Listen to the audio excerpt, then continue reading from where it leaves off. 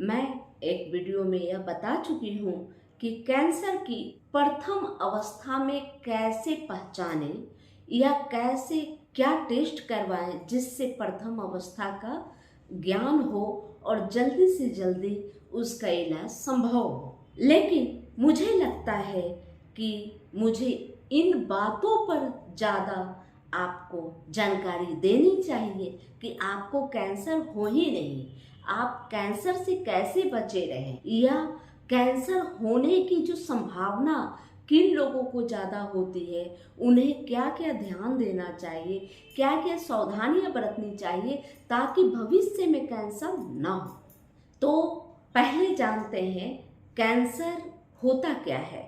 मैं आपको बिल्कुल साधारण सी भाषा में समझाना चाहती हूँ कि कैंसर एक प्रकार का सेल है। हमारा शरीर कितने ही सेलों के मेल से तैयार है, जनरेट होता है, परंतु जो कैंसर के सेल होते हैं वह शरीर के किसी भी ऑर्गन में अनावश्यक रूप से बढ़ने लगते हैं, उसे ही कैंसर कहते हैं।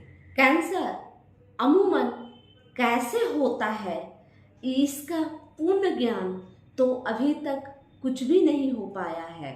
हाँ, कैंसर की संभावनाएं वहाँ ज़्यादा होती है। लोग जहाँ प्लास्टिक के बोतलों में पानी पीने या प्लास्टिक के कप में चाय पीने या नॉन स्टिक के बर्तन का इस्तेमाल करने या प्लास्टिक के बर्तन का इस्तेमाल करते हैं, माइक्रोवेव में प्लास्टिक के बर्तन में कुछ भी भोजन वगैरह बनाने लगते हैं, या ये जो खराब प्रदूषण जो हमारा दिन प्रतिदिन हमारे आसपास का जो वातावरण गंदा होते जा रहा है, या आप किसी रेडिएशन के संपर्क में आए हों या कोई बेंजोइक एसिड के संपर्क में आए हों, बहुत तरह के कारण हैं। कुल मिलाकर कहा जा सकता है कि अगर आपकी किस्मत बुरी है तो आपको कैंसर सेल अनावश्यक रूप से आपके शरीर के किसी ऑर्गन में बढ़ना शुरू होगा। एक्चुअली में जो कैंसर होती है वह माँ के गर्भ में जो बच्चे पल रहे होते हैं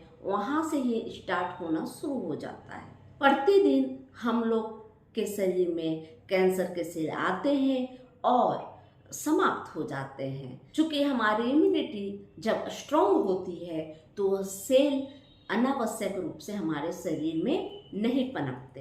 अगर हमारी इम्यूनिटी कमज़ोर होती है तो कैंसर के सेल अनावश्यक रूप से शरीर में किसी भी ऑर्गन में पनपना शुरू होता है और धीरे धीरे एक ऑर्गन से दूसरे ऑर्गन को समाप्त करना शुरू कर देता है। अगर कैंसर होने पर उसकी प्रथम अवस्था में ही जांच करवा लिया जाए, सीटी स्कैन करवा लिया जाए तो पता हो जाता है कि कैंसर हमारे शरीर में पनप रहे हैं, जिससे उस ऑर्गन का किसी भी पद्धति के द्वारा इलाज संभव हो जाता है।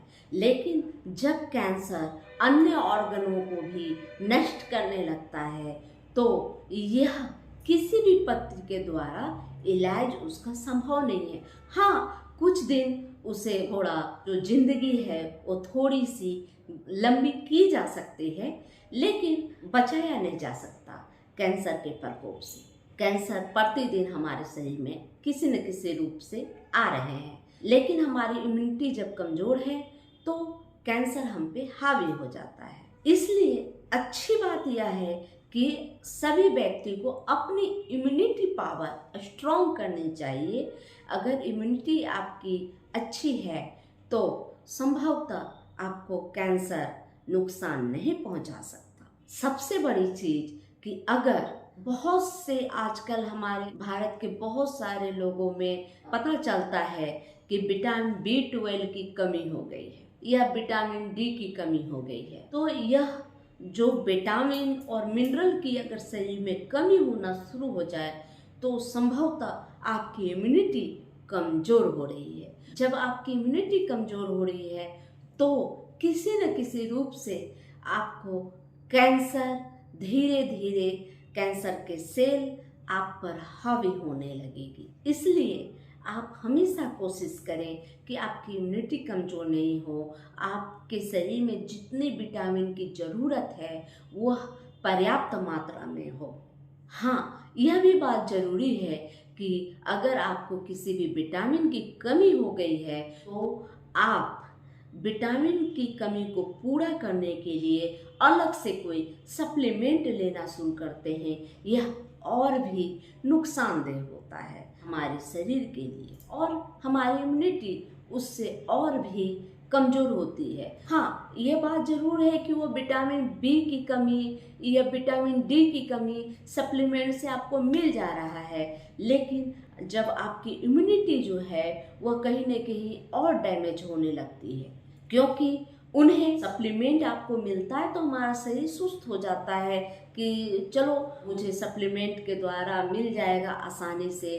शरीर खुद तैयार करता है विटामिन, वह जो हम भोजन करते हैं उससे शोषित करता है, किंतु किसी समस्या की वजह से, शरीर में किसी बीमारी की वजह से अगर शरीर शोषण नहीं कर पा रहा आपके खाने की जो भोजन से आपका शोषण कर कर विटामिन की पूर्ति नहीं कर पा रहा शरीर को, तो आप यह प्रयास करें कि इस जगह में आपको तकलीफ है, जैसे पेट की समस्या में अक्सर यह देखने को मिलता है, अगर पेट आपका सही नहीं है तो आप जो भी खा रहे हैं उससे आपका सही मात्रा में विटामिन मिनरल का जो अवशोषण शरीर नहीं कर पाता।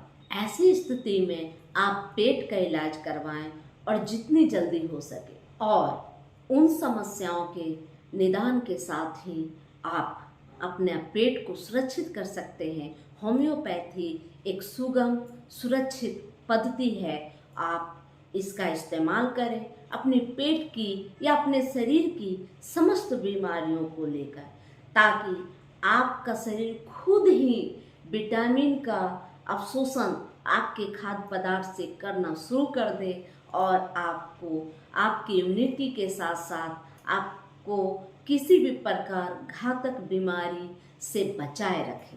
तो यह रही जानकारी। आपको अगर यह वीडियो अच्छी लगी तो आप लाइक करें, चैनल को सब्सक्राइब करें और बेल आइकन दबाना न भूलें।